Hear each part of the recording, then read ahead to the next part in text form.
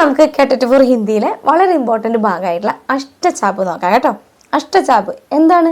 അഷ്ടചാപ്പ് എന്ന് പറയുന്നത് 8 കവികളുടെ ഒരു സമൂഹമാണ് അല്ലേ.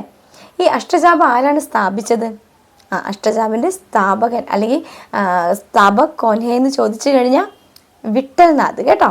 വിട്ടൽനാഥാണ് വല്ലഭാചാര്യരുടെ പുത്രനായ വിട്ടൽനാഥാണ് അഷ്ടചാപ്പ് സ്ഥാപിച്ചത്. ഓക്കെ, അഷ്ടചാപ്പ് കവികൾ ആരൊക്കെയാണ്? 8 കവികളുണ്ടെന്ന് നമുക്കറിയാം.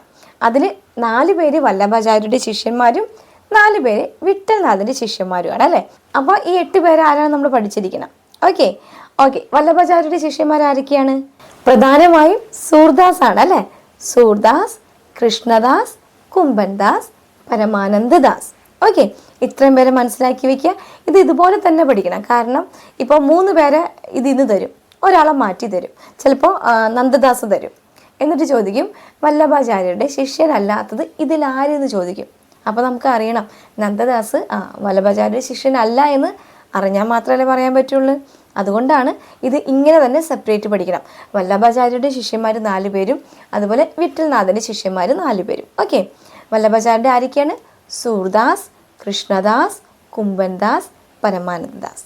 ഓക്കെ, ഇനി വിട്ടൽനാഥൻ്റെ ശിഷ്യന്മാരാണ് നന്ദദാസ്, ചതുർഭുജദാസ്, ചിത് സ്വാമി, അതുപോലെ ഗോവിന്ദ് സ്വാമി.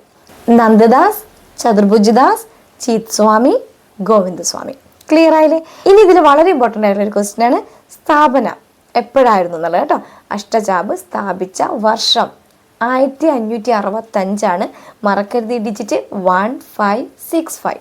ഓക്കെ, കൂടാതെ തന്നെ നമ്മുടെ ഹിന്ദി കേട്ടിട്ട് ഫോർ സിലബസ്, ഹിന്ദി സബ്ജക്റ്റിൻ്റെ സിലബസ് നമ്മുടെ ചാനലിൽ നിങ്ങൾക്ക് കിട്ടുന്നതായിരിക്കും കേട്ടോ.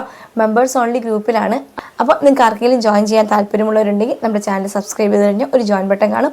അതിൽ 199 ഗോൾഡ് ഓപ്ഷൻ ചൂസ് ചെയ്താൽ മതിയാവും കേട്ടോ. അപ്പോൾ നിങ്ങൾക്ക് ഓർഡറായിട്ട് 1, 2, 3 ക്ലാസ്സുകൾ കിട്ടും. ഓക്കെ.